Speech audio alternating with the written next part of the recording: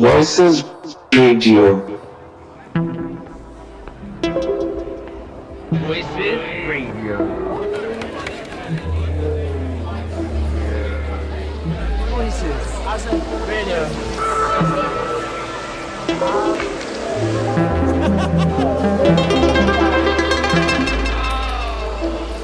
Voices Voices Radio. Radio.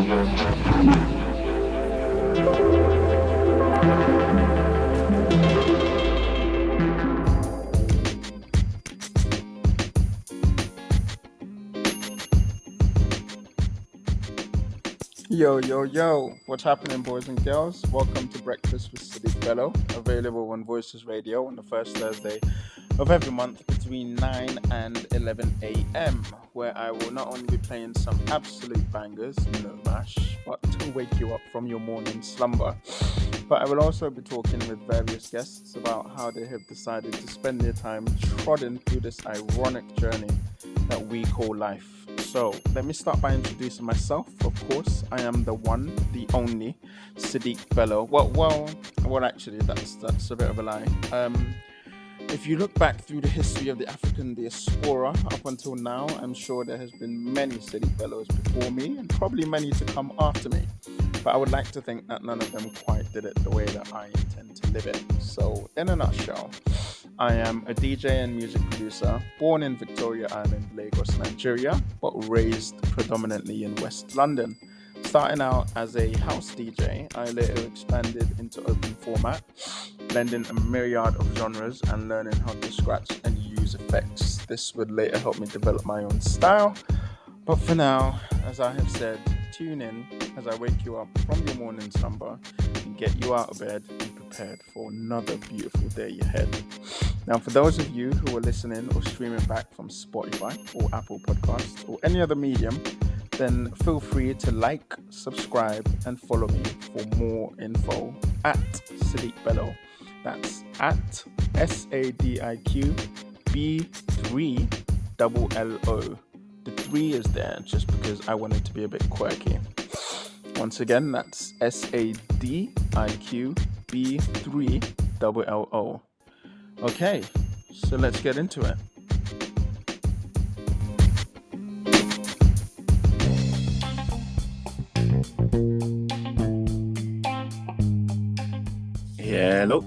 Hello. Hi, Romeo. How you doing? I'm good. How are you? I'm all right. I'm fine. Thank you. All right, guys. So my name is Sadiq Bello. You know, this is Everyday People. It broadcasts every first Monday of the month on Voices Radio, as the jingle said beforehand. And I'm here today with my guest, Romeo. I want to make sure I say this correctly, by the way, because I've always got this wrong in the past. Is it Dominici? The Italian is Dominichini. I realize that's a mouthful for people. Romeo is fine, or if we want to use, like our internet handles or whatever. As far as cosplay is concerned, I go by Electrum Cosplay. Wicked. Okay, so I'm going to call you Electrum Cosplay. But yeah, okay. But Romeo's fine. Either one. We'll see how the conversation goes. Yeah. Right. So I know Romeo, obviously, because we worked. From what I understand, he's very deep into like the cosplay world, and I had no idea about that. And so he's my guest for this month's show, and I hope you guys enjoy listening to what we're going to say. So, Romeo, is there any way that you want to introduce yourself that I haven't done? What would you like the internet to know about you? Hi guys, my name's Romeo. I'm a very nerdy guy who's into, dressing up as characters. And we'll be talking to you guys about that today. If I have an opportunity to do a cheeky little plug, I'd like to also plug my live stream that I do every Sunday at 7 p.m. British Standard Time. We are DC30_ on Twitch. That's DC30_ on Twitch. We do a broadcast of a D&D live play series. So if you like nerdy role play or just dice rolling, jokes in action, all sat around a table having some fun, you can catch us live every Sunday there. And we do all sort of other bits and bobs there. But yeah, that's me. Wicked. I'm going to repeat that again at the end as well, just so that for anyone who wants to log in, because I actually logged in. That's how this actually came about. The idea for this is that I logged into one of your broadcasts and I was like, oh, this is a world that I'm not very familiar with. And so I would like to ask some questions and dive into it and find out more information for people who don't know. And so I'll break it up obviously into 4 different parts. We'll ask a little bit about yourself. where you come from, what you do, how you got into cosplay, and your ideas on the whole matter, and like the classic beef that I don't know if it's even still happening, but for me, I've always thought that there was a thing previously in school of like Capcom versus Marvel or whatnot. I don't know if that. You mean DC versus Marvel? Because yeah, Capcom was versus Marvel was a Yeah, game that's it. that was kind of like Super Smash Bros. Okay, yeah, DC versus Marvel. Yeah. So I hear a lot of people like kind of still. I don't know if people still argue about that, but I know it was a thing back in school where people were like, "Oh, are you like a DC Comics Marvel?" You know, people still do argue about that, but anyone who argues it like unironically is generally seen as a meme. Like nobody takes that seriously. It's it's like arguing Pepsi versus cola. People have their preferences, and that's fine. The only time I'll ever engage with an argument about it is if I feel like somebody else has started the argument about it, because then I just I pull out receipts, because like they're different franchises, they both have their pros, they both have their cons, but when someone starts acting like, so I prefer DC, and I respect people who prefer Marvel, which just when people act like Marvel is objectively better, then I'm like, okay, you're like, let's go through the motions. Just go down. It is a bit true as well that a lot of Marvel's most iconic characters are kind of ripped from DC. The best example I can give is Deadpool. Is straight up ripped off from a character called Deathstroke, who existed before he did and is a DC character. Right. So when we look at these like movies, for instance, in the cinema, and they talk about like, for like, I don't know, Spider-Man or whoever, or like Black Panther and like Iron Man, for instance, are all of the movies that we're seeing like DC based, or are they Marvel based, or it's like both? All the popular ones you're seeing are Marvel based. Marvel won the cinema game. It wasn't even a contest. I prefer the DC movies. I'm gonna get a lot of flack for that, but I do. But it is no question that Marvel won, just in terms of success, financial and cultural. There's not really an easy way to tell, but like generally Marvel has that sort of like Disney-fied aesthetic, although because they're owned by Disney now, although DC is kind of moving that way as well, because that appears to be what's popular. But the ones that have been DC up, so Batman is DC unequivocally. Oh, okay. Right. So now I get that now. Yeah, Batman and Superman are DC. Aquaman is DC, Wonder Woman is DC, Shazam, which is sort of like my favorite, has been DC, Suicide Squad and stuff like that, that's all DC. It's just different universes, it's like Game of Thrones versus Lord of the Rings. It's the same tropes, but not even the same trope, it's the same archetypes, but in very different, different worlds, and they tell, similar stories and stuff like that, but they do it in their own way.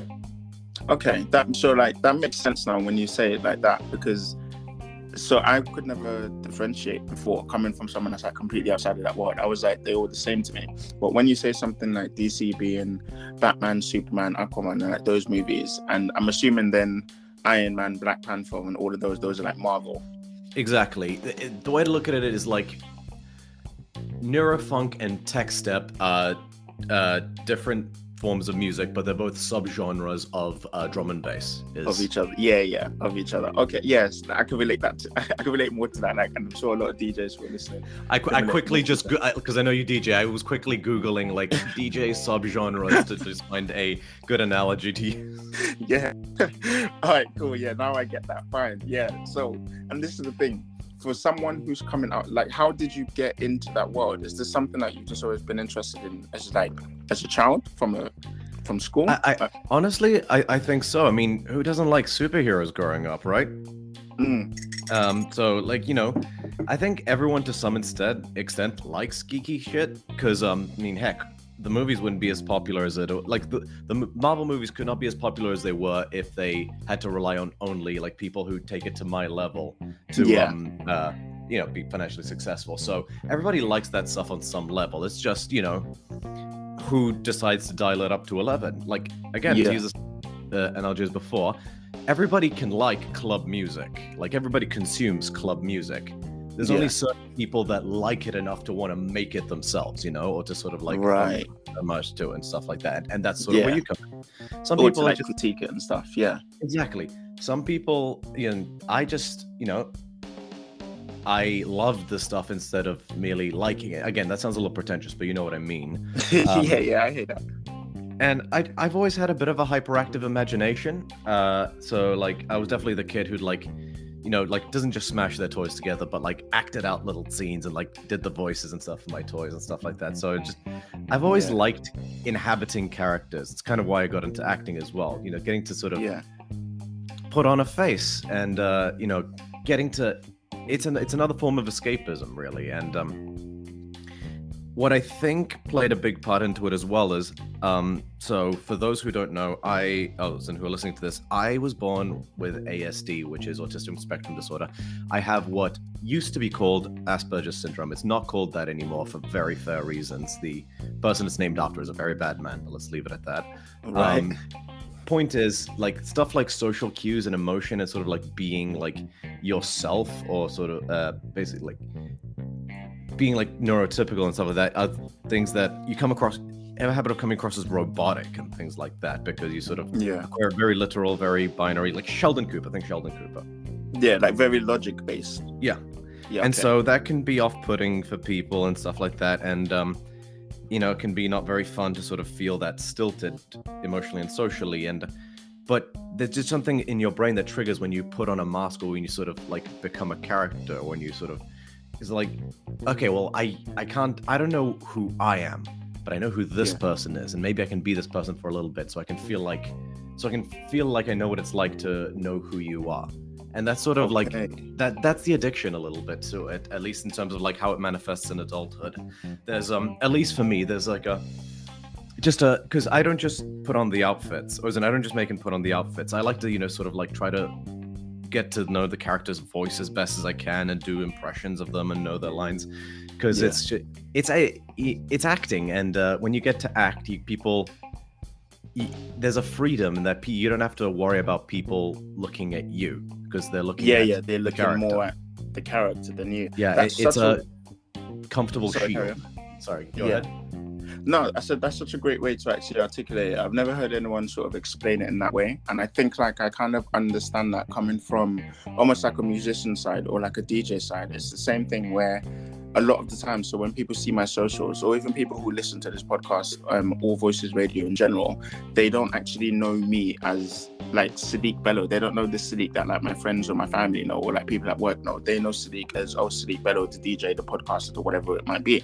And so there's an obsession with that. And like you said, it's also escapism to like a sort of escapism to be like, okay, I'm going to give you this side of me, instead of the Sadiq who takes the bin out or cleans the kitchen or collects the post or has kids or is married or whatever it might be. And so it's kind of like how we always say the creative adult is someone who never grew up, or like you're taking a piece of your childhood with you.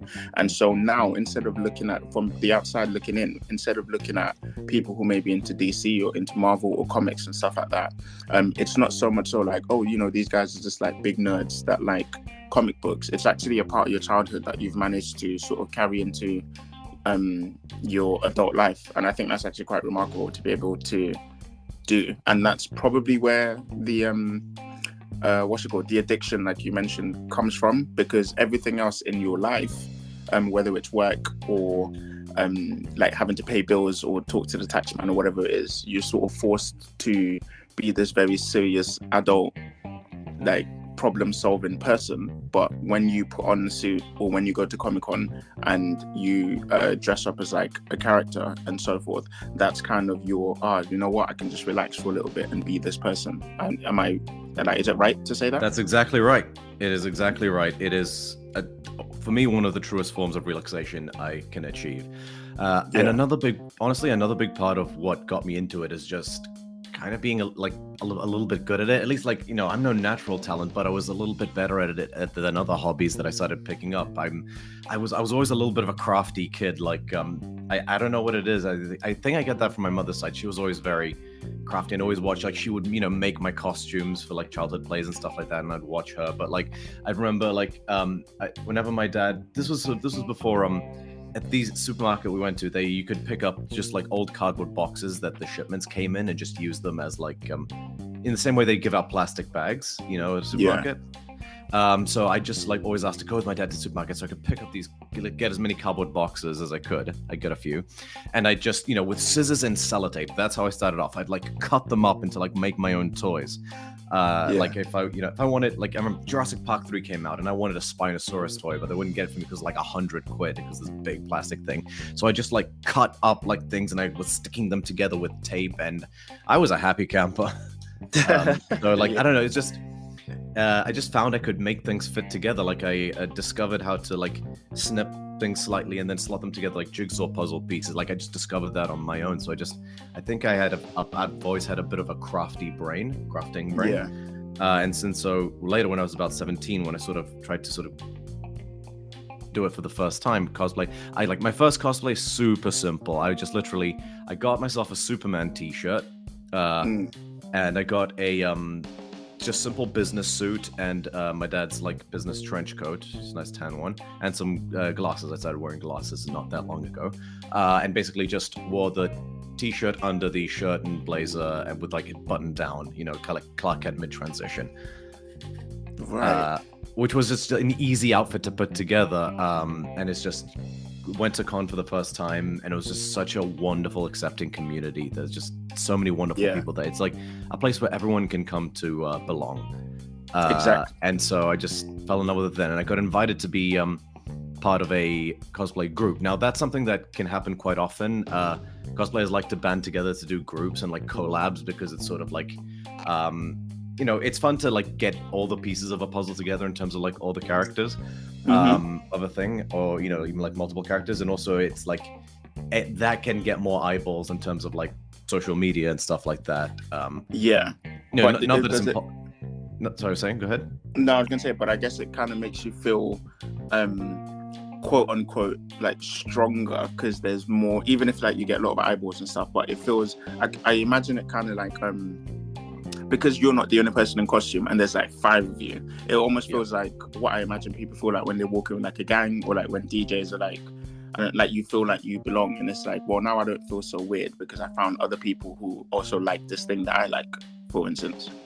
Definitely, absolutely. And because it goes one step further, because like people who like this thing that I like within this community that's already quite, broad, because it's like all things geeky. So it's like like finding someone who likes the exact same like sub genre of like drum and bass that you do. That's like, amazing. There's going to a drum and bass conference, and then there's going to drum and bass conference and meeting the one other person who likes liquid funk or whatever. Or like the founder of drum and bass. So like, the guy, I get what you mean. So like that's a huge deal. So I got invited to be part of this group, and again, start out small. Like any cosplay, like advice I'd give them who's listening to this, start out small. I did a very straightforward character. It's from Borderlands 2, which had just come out. So I had like a psycho mask and stuff like that. And I still learning the ropes. So I was just doing my research, looking up like forums or like Reddit posts and YouTube videos from like famous cosplayers. And like, here's how I make my stuff. And my mother was a great asset. She helped like teach me how to do paper mache. I was still living at home at the time. I was only 17, 18. And I got to be part of this. I kind of lucked out in that I got to be part of this huge group that was kind of like the it group at con that year, a little bit, like sort of, because like there was like a really like, there's a fairly big like YouTube personality who does like cosplay videos. He was part of this in terms of he recorded the whole thing. There was like a relatively famous influencer who was part of the group, and I got lucky because there was so they did all sort of like the main characters, and they released, because it's a video game, they sometimes release new characters. I wanted, like, they just released this character, and then a couple months later there was the convention, so I basically agreed to put together that costume on such short notice. And this character was technically a main character, and I sort of like lucked out in terms of like, I might have been like one of, if not the first person in the world to dress up as this character, just because I did it on such a short turnaround time, just by the skin of my teeth. And so you know, like there probably would have been other cosplayers who could have done a way better outfit than I did, but just because I was the only one, I got locked out. I lucked out, and I got to be part of this like huge. I can probably still find it on YouTube now if I look it up. Like YouTube video with all these like other like big cosplayers, and it's sort of like, you know, like getting to be on like getting to play for Chelsea just because like everyone else, like you're the only one who like showed up to like the tryout because they needed a spot kind of thing, and you're like you're good, but you just started playing. It's like, okay, yeah, cool. For like for like DJs, it will kind of be like getting a gig at Glastonbury because you're the only one who could be booked. Yeah. On some level. All right, cool. That makes sense. I was gonna say something, by the way, considering because now we're just about hitting 15 minutes. So I was going to take a break and play some music and then get back into that story, because I do want to dive into what you're talking about now, but also like the first feeling of like the first time you went to Comic-Con and things like that. You know, and even growing up, like you mentioned a couple of things that I want to pick out. Like you said, you know, your mother was very supportive about these kind of things, or like you like going to the supermarket with your dad and stuff. So I want to get into like what growing up with this interest was like on some level before you found, you know, your people who also loved not just what you love, but they loved the subgenre of the thing. Is that okay? Yeah, 100%. Go for it. Excellent. All right, guys. So we'll be back in a second. I'm just going to play a couple of songs, and then we'll come back with Romeo, aka Electrum Cosplay, and we'll talk a little bit more about the cosplay world and DC versus Marvel. All right, back in a sec.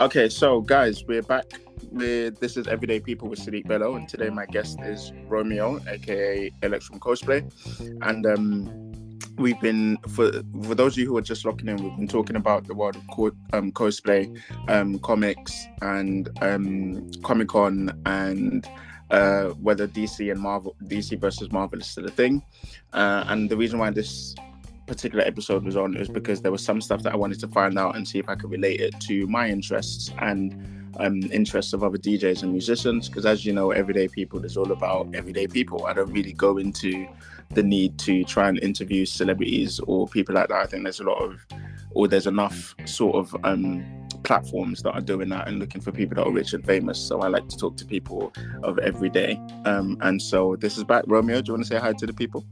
Hello, everybody. Okay, right. So before we went on that short little break, we were talking about you dressing up for, I'm not sure if you said it was your first Comic-Con or just a Comic-Con you had to do, but you were dressing up as a character. So it was my second Comic-Con that sort of like blew me up inadvertently, at least initially. The first one I did is where I met the people who would go on to invite me to do the thing. They just liked the cut of my jib, I guess. Basically, because I had done this character that had just been released, but was still like considered a main character. He was like the last playable character that they released for that game. I got to like sort of be center stage with the other main characters, or like I just got invited, asked to be part of this group. And so there was this like really big YouTuber at the time who did this video, like he recorded a music video with us as cosplayers and stuff like that, and I got to I have a habit of biting off more than I can chew in terms of promising things, but then sometimes, like occasionally, I'll actually deliver. So I said I could, because the character spits fire, and I said I could. Yeah, I'll do that. And I was like, okay, time to learn how to spit fire. That's wild, by the way. But okay, yeah. Yeah, I found a way to I found a solution. So I just started Googling like how to safely spit fire. I'm pretty sure my search history would put me on a couple lists if people didn't know the context. But basically, I found out that if you use corn flour, actually, you can create like a burst of flame that's a lot safer than like a, or using oil and stuff like that. It's not as impressive, but it's cool for cosplay. Like it was still more than anybody else could do. So I just practiced that a little bit, and I got to do that on camera. And I just found the YouTube video. You can still find it. Anywho. It was a combination of right place, right time, and then just actually being able to sort of live up to the overhype that you did to yourself. Yeah, wait, hold on. Sorry, let's retract back a second. Yeah. So the thing that you just said about spitting fire, you said Yeah. cornflower. Wait, what, Yeah. like, could you break that down? What do you So, mean? Like... well, fun fact: way back when they used to make bread in granaries, like windmills and stuff like that, like ye old times, they had a rule: you could not work in there after sundown. Okay. Because candles were forbidden. Because when when flour and corn flour, especially when it's in like a sort of fine, like thinned out powder in the air, is super flammable. Hold on, sorry. Are you still there? Hello? Yeah. Oh, Hello? yeah, there you are. Can you hear me? Yeah, I can hear you. A little bit. Yeah. All right, That's so, okay. Sorry, carry I on. was Yeah, saying- so you said the last thing we heard was candles were forbidden. Yeah, candles are forbidden because flour, like in its fine powder form, especially corn flour, if it's sort of like dispersed in the air, it's super flammable. Oh, wow. It's only non-flammable when it's like packed down, but if you like sort of like, peek to my mic. If it's like in the air and thinned out, it is like, it will literally just burst. It's, the danger was with windmills, obviously, so going on a bit of a tangent, was because it would catch on all the wood. But if you just do like a spit burst of it, it burns all quickly, but like really quickly, like it ignites in like a quick burst of fireball that immediately goes out. It doesn't linger, so it's like a good for a fun flashy effect. That's then less likely to catch on things, especially if you like do it outside, not surrounded by stuff. There's no like oil or anything like that. So there's very minimal risk of it like blowing back into you as well. So I researched that, and it's relatively straightforward. Just have like a little torch, like a lighter doesn't cut it, but just have a little thing of fire, mouthful of corn flour, and then boof, works pretty fine. And so yeah, it was a combination of. But then what was right place, right time, and yeah. Sorry, go ahead.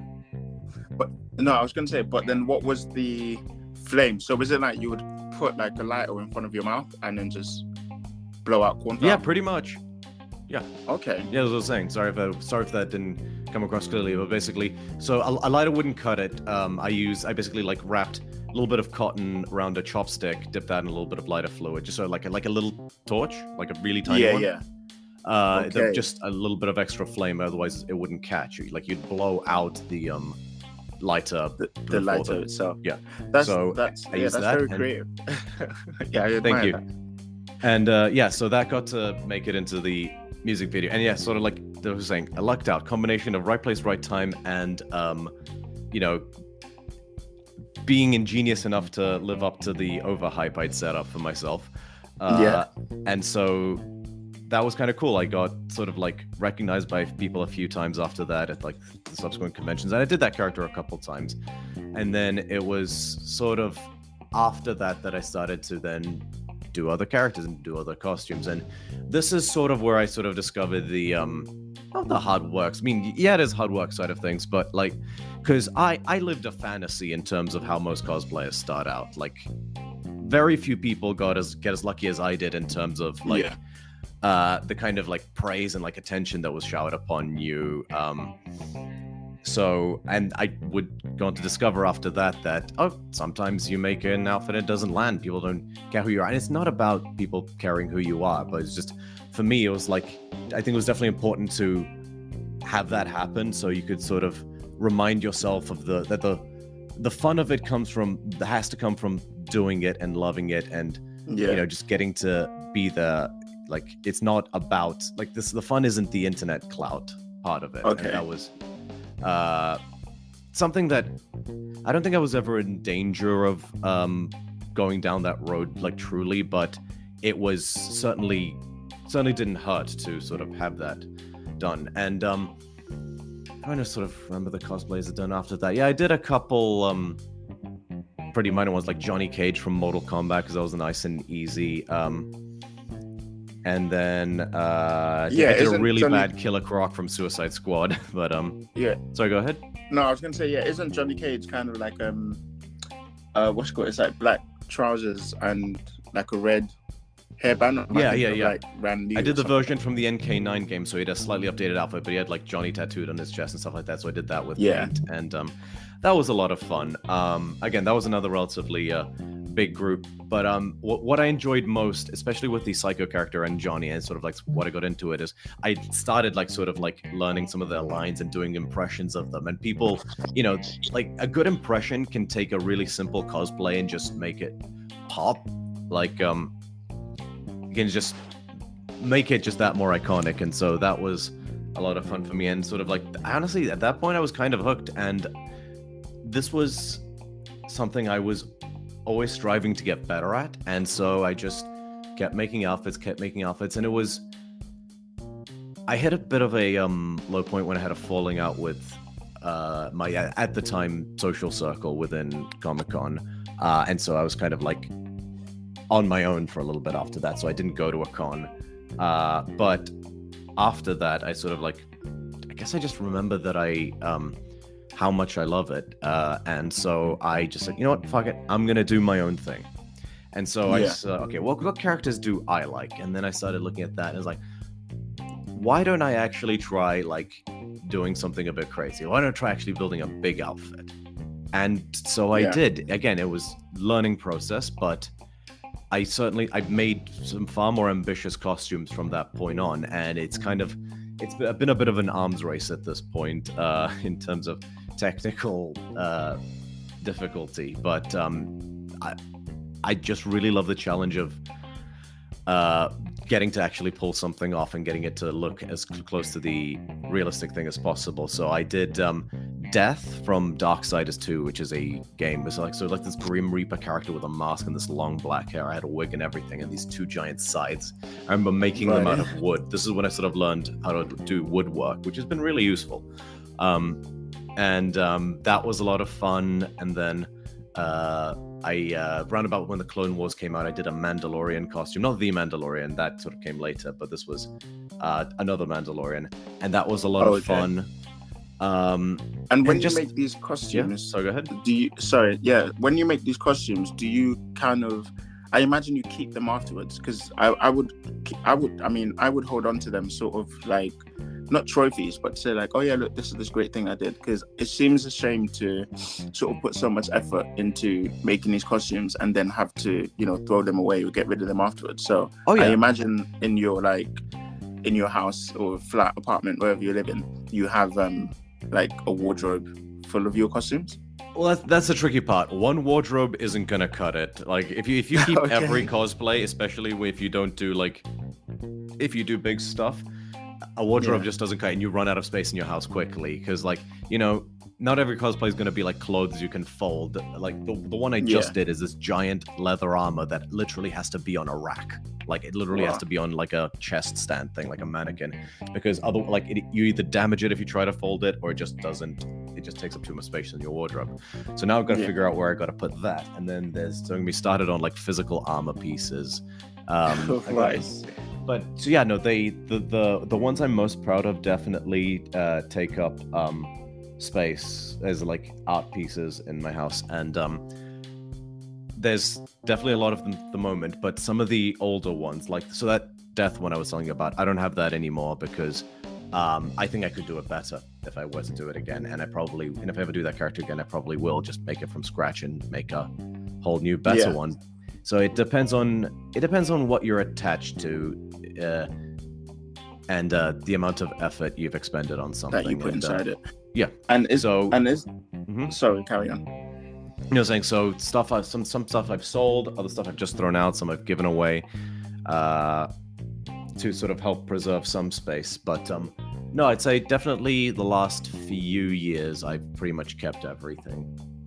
Okay, and I was going to say, because obviously human beings are human beings, is there a sort of, not like a snobbishness, but people who make their costumes, is there an air of, oh, I'm better than you because I made my costume, as opposed to went to the store and bought a costume? Does that exist in like the Comic-Con world or the cosplay world at all? Yes and no. So it largely depends on like the attitude of the person who bought the costume. Okay. So no one cares. No, like in a vacuum, nobody cares if you went out and bought a costume. You're just there to have fun, have a good time. Or even if you paid someone else to make you the costume and it's a really good costume and it's like better than my costume or something like that. If you like, the thing that people care about is if you don't give credit to the person who made it, like you try to pass it on as your own work. Oh, okay, yeah, that's I get that exists in all creative fields. Yeah, I guess, yeah. And if you and yeah, that's the main no. But there's like, I am not gonna lie and pretend that I've never felt some amount of like smugness or like, you know, sense of superiority on the inside when I've, you know, I run into someone else who's got the same outfit and I've objectively made a better one than they have. Okay. But that's something. But that's something you feel on the inside. You don't say that out loud. Yeah, I think that's like a normal human thing. Like you would, the same thing happens even with DJs. Like when you go to like a gig and you do a better set than like the DJ next to you or whatnot, you don't sort of say it because otherwise you come across as an arsehole. But like deep inside your mind, I'm like, yeah, my set was better. I'm like, yeah, I really tore up the crowd. You know what I mean? That kind of thing. Yeah. So I imagine there's that. I mean, anyway, that there's humans, there's going to be that, because then it turns into, you know, it's like a battle of the ego, trying to stay humble, even though you know that you did a great job. Another thing I was going to... Sometimes they can, sorry, just to finish that point, sometimes they can cut both ways, though, because, you know, I'm not good at everything. I cannot sew to save my life. So it can absolutely happen. It has happened where, like, you know, I'm good at armor crafting, and maybe you know, you run into someone else who make the exact same outfit, but, you know, they did the cape and the bodysuit better because they know how to sew, but you did the armor better, and you actually have a bonding moment of being like, oh, that's so cool, or because, like, you know, like you in that situation I'd be like, oh man, I love this, I can't sew for shit, like, this is really cool, please teach me how to. And they're like, oh, that's so cool, no, don't sew yourself short, I mean, I can't work with thermoplastic, so I'm really unhappy with how the armor came. No, it's fine. Like, you try to find commonality to it. The important thing is you never take yourself too seriously. You can enjoy the fact that you made a good piece of work, but never use that to put others down. That makes sense. And when you go to Comic-Con, is it like, well, first of all, is Comic-Con like the only sort of gathering that there is for cosplay, or are there like multiple now? So for instance, like Glastonbury isn't the only festival that's around, so I imagine Comic-Con isn't the only. Comic-Con might be the biggest one or the one that people know of, but are there other smaller like comic or DC Marvel sort of gathering or things that happen that 100%. So the MCM London Comic-Con is I guess the biggest one in the UK. It happens about twice a year in October and in May. With May is the one that just went by now. But there's also MCM Birmingham. I think there's a smaller one even in Glasgow. There's also an event called MegaCon, which happens out the same center. It's you know, it's different companies that run the events. Right. And then there's also, you know, Dragon Con, which is a really big one that happens in Atlanta, Georgia. A friend of mine that I know, like, he goes there every time. He'll, like, fly out from the UK because he loves it so much, because they put on, like, a whole thing, like, the party don't... Like, he describes it as the party never stopping. And you can have themed ones, So I, last year with my girlfriend, went to Elfia, which is a Dutch Comic-Con that's set in the grounds of an old Dutch castle. And there wasn't a rule against sci-fi and stuff like that, but there was sort of, like...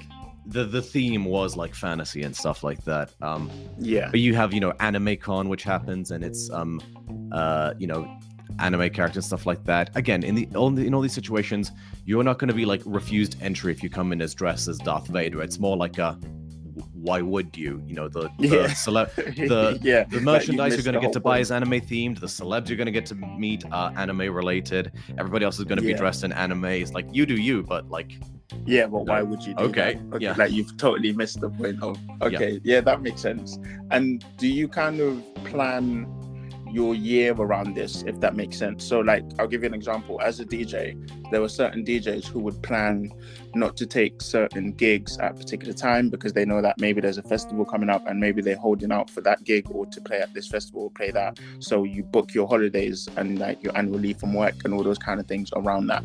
Do you do the same thing with Comic-Cons? That if you know, like, there's going to be yeah. a Comic-Con in October and in May, and do you say that, okay, well, this year I'm going to go here, in the same sense that a DJ or a music critic or a journalist might say, this year I'm going to Coachella, so I have to make sure that I've planned around this or something? Oh yeah, 100%. Because you know, we even book, so the London one, I live in London, but I still book a hotel to be right next to the convention center, because traveling for an hour in the tube in full plate armor is A, gets you looked at weird, which I don't care about, but you know, just for the peace of mind of the others, and B, you know, like, it isn't comfortable. Like, some of my costumes, especially the one I just did, I can maybe last about 4 hours before I have to get changed because it's like too heavy and stuff like that. Cosplay, like, insane people like me will actually suffer for their craft, so you try to like take as many steps as you can to minimize that. And yeah, and some of them are not in places where, like, obviously we had to book hotels and go out for the Elfia one. So yeah, no, you absolutely plan around. You absolutely plan around that. And you kind of plan your year around it in terms of, if you're going to do a big costume, you need to know you're doing that with enough time to make it. Like, let me ask you this: how long does it take to produce a song? To produce a song, I mean, so in terms of, for me, making a beat, if I was going to make a beat, I could make a beat in like 20 minutes and it's done. In terms of producing it and making it and like master it and mixing it and making it good enough for the public to hear, that could take, it could be 6 months, to be honest. Okay, perfect, exactly. To that level. So if you say to yourself, okay, I'm gonna do Glastonbury this year, let's say, Glastonbury's 8 months away. I better get started, and I need to have something new by then. I need to have a new track to, you know, put out to everybody by then. Yeah, I better start now. That way I can do a little bit every week, without you know, having it consume my life. And so you kind of plan it out in that sense. Now that being said, now there's, you know, I'm guessing every song's about 6 months, but if you imagine for a second that, you know, some songs could take, you know, 1 month versus 6, then you might say, okay, maybe like if I've got a month to go, I'm not gonna pick a 6-month song to put together. I'm gonna try to pick something simpler to do. But so yeah, there is planning involved. I do have to do a lot of planning because I tend to want to do more ambitious stuff. But that's not always the case. And if I know that if I don't have something specific in mind, I might try look for something easier that's still, you know, fun and relevant and contemporary and that I like. So it's really just a case of not biting off more than you can chew. Makes sense. I'm going to take another break, play a couple of some songs, speaking of music, and then we'll come back and we'll carry on. All good? All good. All right, guys, we're going to take a little music break and then we'll be back shortly. And this is Everyday People, Sadiq Bello, talking to Romeo, aka Electrum Cosplay, about Comic-Con.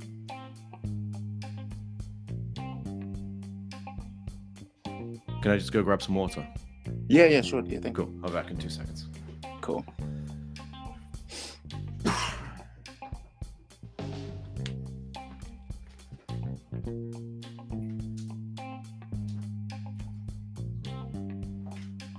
Okay, I'm back. Okay, excellent. Right, guys, welcome back to Everyday People. We're here now in the final segment talking about Comic-Con. My name is Sadiq Bello. I'm talking to Romeo, aka Electrum Cosplay, sorry. And just before we actually get into the last part, do you want to plug again where people can listen to your the Twitch stream that you do? Yeah, absolutely. So my cosplay handle on Instagram is Electrum_cosplay. Electrum, like the metal that is an alloy of gold and silver. And you can catch my podcast on Twitch at DC30_. That's DC30_. We are called DC30. All of the show's socials are available at DC30 official on all platforms, but the main one is the Twitch channel, DC30_, where we do a D&D live stream, where me and a group of friends will play D&D together and broadcast it like a sort of fantasy radio play. Come join us. It's a lot of fun. We do it a little differently than normal D&D because our setting, the world we play it in, is ancient Greek themed as opposed to like traditional like elves and orcs and like Tolkien style fantasy. So it's something a little different. Excellent. Okay, so now the question that I have to ask, which I feel a lot of people, it might be on the minds of a lot of people who aren't used to normally tapping into like, this side of life, or this side of things, or interests, is when people do go to, whether it's Comic-Con or MegaCon or I've forgotten the name of the other one, DragonCon, and MCM and stuff, like, what is it that you do while you're there? So is it like there's food, there's drinks, there's dancing, there's music? Do people do interviews? Do they get celebrities to come in? Like, what actually happens? Talk me through like a day of like a typical day of Comic-Con for you. Honestly, all of the above. And if a con doesn't have like so much of like a certain thing, or like if a con doesn't have much to do, it kind of like people will stop going to it. Like there was a bit of a there's been a bit of a controversy with MCM in recent years, where it just like, the stands where you get to demo new games or like meet celebs and stuff like that got fewer and fewer, and the stands where they'll just sell you stuff got more and more. And the ticket prices got cost of higher. living. Yeah. Oh yeah, no. But okay, so there will absolutely be merch that's available to buy at Comic-Con. Not necessarily. There's like on a like third-party retailers that sometimes some of them even make their craft. So I bought the last Comic-Con. There's this one artist. Let me just find her. Oh man, do I have? Yeah, Kit Snow Fantasy Art. You can kitsnowart.com. She's a really cool artist, and she sells prints of her like fantasy artwork. And so I always buy them to be posters. So she'll always, she's just a little small business owner who like just does fantasy art commissions, and so she'll like pay to have a stand there, and she can sell her artwork. There's this one company, Misty Mountain Gaming. They make D&D dice. They make beautiful D&D dice, and they have a web page where you can buy directly, but they'll also go and set up stands at Comic-Con where people will come and buy that sort of stuff. So you can get a lot of cool merch there, stuff you wouldn't get normally, like giant plushies or exclusive action figures or like replica props. But also, it's not just a big market, or it shouldn't be at least. Not this MCM, the previous one, I got to meet Devora Wild, who is a really cool voice actress from one of my favorite games ever, Baldur's Gate 3. I got to take a picture with her, and that was really awesome. And this one, Dave Jones, who was the voice actor of the character I was dressing up as, like literally the actor who plays him, he was available. I didn't get to meet him because the line was too long, and they cut it off before I got a chance to, but that was really cool. I met the cast of Critical Role, so you can, celebrities will come there, and like you can pay for an autograph or pay for a picture with them, and if you really like them, that can be fun. And is it necessarily celebrities who? Is it necessarily like celebrities who have acted in, DC or Marvel films, or just? No, it can be anything. So it could be anything or anyone. Warwick Davis often comes to MCM Comic-Con. John Bishop regularly goes there. He's the guy who plays Denethor in The Lord of the Rings, like the guy who rules Gondor, like the evil guy. He's really cool. Who came else came this round? A bunch of people from Baldur's Gate 3 came this time around, which is a video game that's just come out. That can be a little dependent on the theme. Like, you're not going to necessarily see, like, what's the word? Voice actors from, like, Call of Duty at AnimeCon or stuff like that. But it's sort of like the all-round Comic-Con. You can, it's who they can book. It's who they book, and who they can book to come. Yeah. And so Comic-Con itself, like now, when you speak of that, when you said, for instance, you might not get like a Call of Duty voice actor at a particular Comic-Con, even if it's themed, like there isn't. So a minute ago, in the last segment, you were talking about, you could come to like an anime Comic-Con in a Darth Vader suit, but it's also like, why would you? Because Star Wars has nothing to do with anime or whatnot. But these giant Comic-Con, like the biggest one, the MCM Grand like UK Comic-Con event that happens, you can literally come. I'm getting the vibe that you can literally come as anything that you want. Yeah, well, again, I'll rephrase it. It wouldn't be weird. There is nothing you could come as, and it would be weird. I mean, there's this one guy who does a Trump cosplay, as in literally Donald Trump cosplay. It's like the one cosplay he does. And he's hilarious. He's a meme. He does the voice and everything. He comes every time. And that's his thing.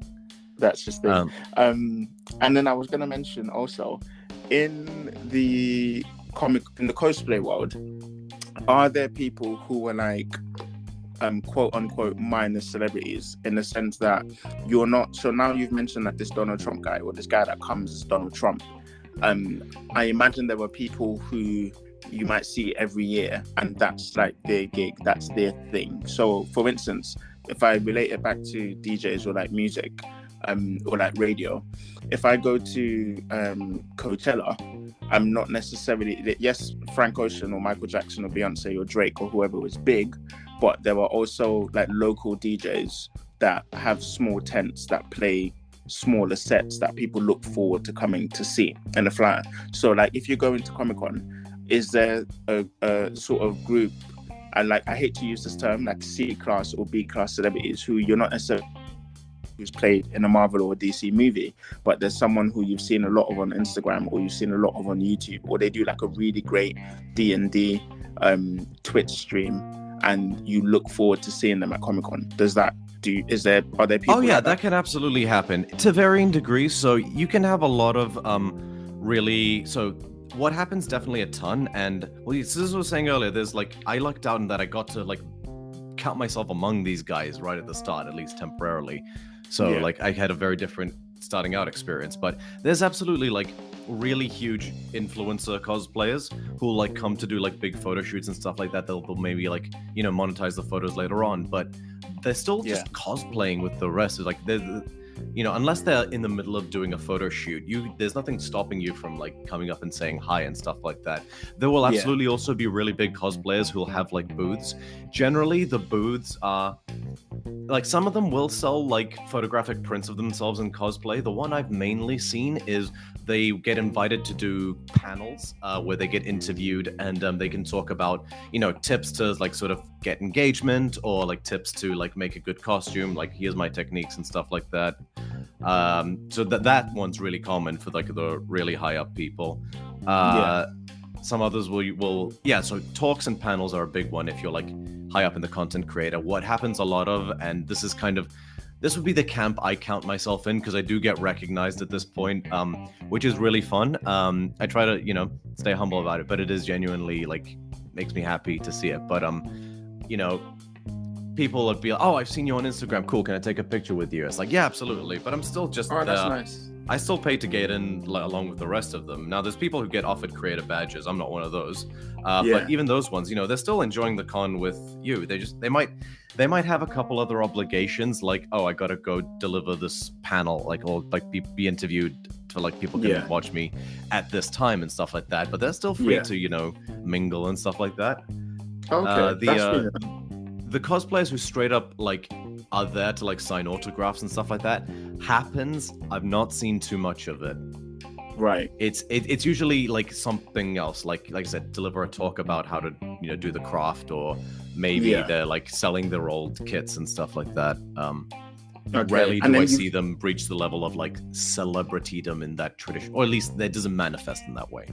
Okay, and then now something that I wanted to pick out that you just said, when you said like the craft, I was going to mention, because with everything that over time that gets popular or becomes bigger and so forth, it's natural as human beings that you would get imitators, quote unquote. For instance, now people would say, oh, there's a lot of DJs out there, some people aren't real DJs, or oh, there's a lot of singers and musicians, they're just in it for the money and the fame and blah blah blah blah blah.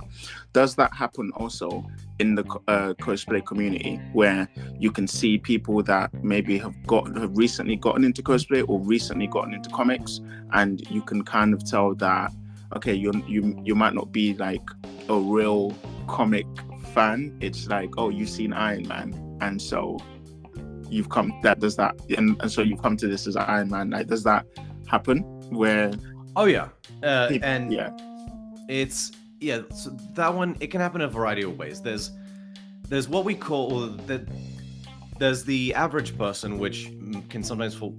Average people will sometimes all like trend towards a specific thing if it's happening at the moment. The big one that sort of never went away is Harley Quinn from Suicide Squad. There's a lot of people who dresses her, a lot of girls who dresses her, a lot of guys too, because she's easy to do. You can find the outfit online, and it is an attention grabber just because in part is also somewhat revealing. Then there's so that one can happen a lot. There's a one as well a different version of that's come into the spotlight a bit now is a character called Astarion from Baldur's Gate 3. He's like this vampire elf thing. His outfit is especially his like casual outfit is really easy to do, and he's like a really iconic character. So a lot of people earnestly want to do him because they like him. There's just a bit of a mob effect basically, where it's like, oh, like you see at least like one every 300 feet, or like you see like 2 or 3 every 300 feet. That's quite common. There's nothing bad about that, but you do see that. More to what you're speaking of, there's definitely the sense that, you know, people will dress up as a character because it's popular right now, and it's not that you don't think that they like the character, you just hope that they like it, as you know, you hope they like it enough to actually have wanted to do it, and they didn't just do it because just a fad or a trend that they're jumping on. Usually that one goes into the realm of whatever Marvel movies are at the moment. So I'll see people who, you know, whenever they put out the new Avengers or something like that, and then like all of a sudden everyone's cosplaying the new version of Captain America's suit, and stuff like that, you know, there's always a few people who do like a full-on like mechanized Iron Man suit, and it's awesome and impressive. And those ones, though, I do get the sense like I would hope that they like Iron Man enough to put that all together. That one's more, I'd say more stuff like stuff like Guardians of the Galaxy in particular, where it's more like, oh, it's just a, you know, bodysuit and stuff like that, or it's leather jacket. It's not just one, but it's not necessarily on the same level as a full-on Iron Man suit. That one is where you're like, okay, like, is that just what's happening at the moment? You're just kind of going with fashion as opposed to I get that. All in all, it doesn't feel like that happens too much, because again, just too much effort is required to do these things. Now, it's definitely the simpler the cosplay is, the more it's vulnerable to that sort of thing. That would make sense.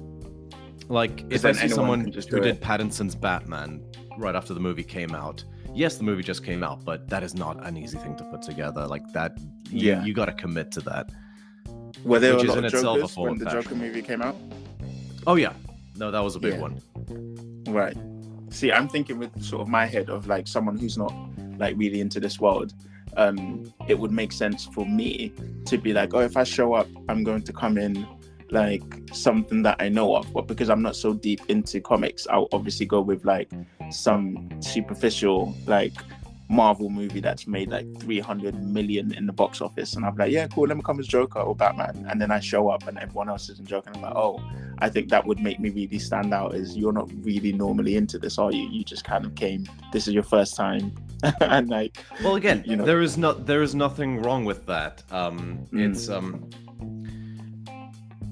you know, there's genuinely nothing wrong with that. It's when, if you're just there to have fun, like, that's the thing, it is an inclusive space. If you're just there to, if you bought a Black Panther unitard off of Alibaba and just rocked up, but you're just there to say hi to people and meet people, take some pictures, buy some stuff, and just be social, and you're a cool person, you are one of us.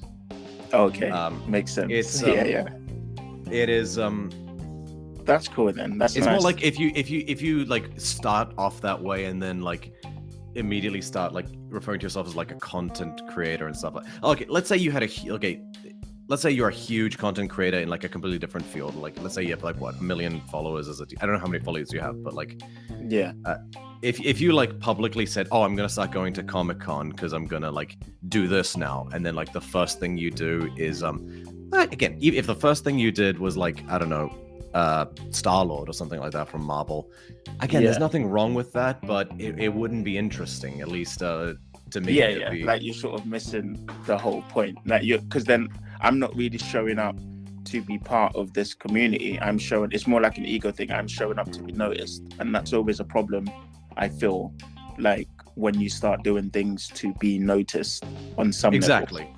You could not have said it better myself. Thank you. It's when it's obvious that someone's doing something to be noticed, and it's oftentimes just a vibes thing, but you know it when you know it. You feel it when you, as soon as you see it. It's like, oh, you're just doing this. It's like how when people, I don't know, it's like, okay, so let's say cosplay really became like like this big, I mean, there's a large community already, because I have met, like, I've come across a lot of, like, even on my Instagram feed and stuff, I'll see a lot Honestly, of, I like, can give you a really perfect example of this thing in action. So I, a couple years ago, tried to put together a group that was a specific theme. And there was one person who joined, and they're really cool. I was like, cool, that's great, awesome. I was happy to have them along. When a couple of the people in the group dropped out, just for IRL commitments, this person also dropped out. Right. And it got back to me that they had only said yes initially because I'd managed to get, like, people they considered to be, like, famous, like, or, like, cool, hot shit on board. And so they're like, okay, cool, I want to be part of this because it's going to reflect well on me. Yeah. Not because I'm actually interested in doing this character that was asked of me. And the second it didn't become, like, convenient for them, like, in terms of, like, clout and stuff like that, they're like, yeah. The second it didn't become cool anymore, they noped out of it, which I think is a little lame. I would hope that if I find someone to do something like that, they would do it because they actually think it seems like a cool idea and not just because of perceived potential clout. Yeah. That happens. I mean, if it makes you feel better, that happens amongst the DJ community as well. There were many people who, like, I feel this knowing that, I mean, I've been a DJ for about 15 years, so I've seen a lot of trends come and go and people wanting to do whatever. So I have no qualms against anyone who wants to be a DJ or who wants to play music or who wants to be on radio. That's all gravy. But it's the same thing how, like, in the 90s previously, everybody wanted to be a rapper and had a mixtape because they were like, oh, rap is the new thing that brings money. And then now the same thing's happening with DJing, where a lot of people want to become a DJ because they want to be, I don't know, Calvin Harris or whoever. And there's nothing wrong with Calvin Harris and there's nothing wrong with wanting to be that. But part of the thing that I would hope they would understand is that, look, you can't always be Calvin Harris. Sometimes you've also got to do the little, like, pub, mom and dad pub, like, down the road for, like, £100 and you're doing 3 hours, or you might have to do a free gig or whatever it is. But those who actually love DJing actually really love it. Like, I'll DJ, I've said it for years, I'll DJ in my bedroom even if no one is there because I love doing it and I love the art form. That's what made me become good. And you can always tell. That's the attitude that results in success because, Calvin Harris, like, if Calvin Harris only, like, took gigs that he thought was, I mean, assuming that he thought were good, like, only took a gig anytime he thought it was going to better his station, it wouldn't get very many gigs, and he might not run into whoever it was that ended up signing him up or stuff like that. Because I bet you those guys are the ones passionate enough to frequent the lower clubs because they know that that's where the cool shit's at. You have to love it for its own sake. Otherwise, you won't get very far because it is apparent when you're when you don't actually give a damn about something. You don't actually care about it, or you don't love it that much. Yeah. I guess the same thing kind of happens when it's like, if it also probably happens with movies. Like now, if a Marvel movie came out or DC movie or something like that, you could tell if, okay, these guys really actually understand the story and it's a great movie that they've done, or if it was just like, yo, we need to make a couple million, so let's just, like, make 100% another Iron Man movie for no reason or whatever it might be. Yeah. That makes sense. What do you think? I'm really interested to find out your thoughts on Baby Yoda. I'd just like to ask this because I think Baby Yoda is cool and he's cute, but it became one of those things that was like almost an accessory for a while. Like, how you get those, like, quote unquote, and there's nothing against, like, Kim Kardashian or Paris Hilton, but how like back in the 90s there was like, oh, Paris Hilton kind of walked around with a chihuahua as an accessory. I felt like Baby Yoda almost became that. I think he was 100% made to sell toys. Now, that does not mean he's bad per se. He's fine and he's cute. I'm totally on board with that. What I thought was a mistake was, so they decided to basically undo Mando's character progression in the story. And Baby Yoda's character progression in the story in order to have them together again. So, like, there's minor spoilers for the Mandalorian TV series. There's a part where they finally part ways when Mando gets him to, like, safety. And in my head, I'm thinking, okay, cool. Mando gets to be like the solo badass again, and maybe we'll even get a whole like new series that I'll gladly give my money to watch about like Baby Yoda like at the Luke's Jedi Academy learning to be a Jedi and stuff like that. Like, Yeah. oh my god, two new series, like 2 separate series now that I can watch and consume. Yeah, man, they're smart business cookies at Disney. No, Yeah. that's not what happened. Instead, it's like, oh no, Mando inevitably regrets like parting ways with him, and then like Baby Yoda just abandons his training and like comes back. Yeah, it's like, oh to yeah, Mando. we've sold enough Baby Yodas now. So I was Okay. like, but you could have sold so many more. But it's Yeah. like, it's Okay. so Yeah. like this. As with all things and with many things I critique, it is rarely the thing, it is the execution. makes sense. Like, how cool would it have been to have like a Baby Yoda and like introduce some other characters like at a like Jedi Academy type thing where they're like, you know, some young kids learning to be Jedi and stuff like that. That could have been its own show. That would have been a license to print money. You know, That with would all be the like so amazing. Now you lightsaber mention that, merches. actually. But they didn't do that. Yeah. Well, you never know. Like maybe someone would be like, yeah, cool. Maybe someone might listen to this and somehow the universe will get the idea across to them. They can't do that because they wrote themselves into a corner when they made all the Jedi dead again in the sequel trilogy. Oh, okay. See, that's something, for instance, that I wouldn't know. My brother would know that, actually, most probably. But yeah, that sounds cool. I mean, this has been great. I'm not gonna lie. There's a lot of I've stuff had a lot of fun. Thank you. Yeah, there's a lot of stuff you've dived into that I had no idea of. And this is actually the idea that I had when I thought to myself, look, I want to have you as guest on this podcast and on this show, which is available to stream on Voices. It's going to air, if you're listening to it now, you'll probably listen to it live, but it's the first Monday of June, which is going to be June the... What's the date today? Today is the 29th. 29th?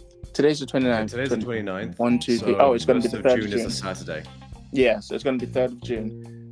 For those of you who are listening on Voices Radio, it's also obviously available to listen to on Spotify and on Mixcloud, Radio Pass, Apple Podcasts, and Amazon Music. And so, yeah, this has been Sadiq Bello with Everyday People, and I have been speaking to Romeo, aka Electrum Cosplay. Is there any final pleasure. words that you want the people to know? Or any final messages? Final messages. How would you like to be remembered? I would just say, if you're someone who likes the idea of con, just don't be intimidated. It really is. What I fell in love with about the place is it's a place that truly ultimately only cares about what's in your heart. If you come with good intentions, you can truly be anything. I mean, I've seen people who are recognized from Carnival before, Notting Hill Carnival, come in their carnival outfits. It's not there's no rule against that. It's not a specific nerd thing, but it was a beautiful outfit and they got a ton of praise and they had a ton of fun. Con is like Carnival, just with a couple extra steps. That's really at the end of the day. Yeah. It's a truly fun place where you can find a place to belong in a real sense of community, and I can't speak highly enough of it. So that's all I'd like to end. Excellent. Wicked. All right, guys, this has been Everyday People. Lovely to meet you. Take care. Bye. Bye.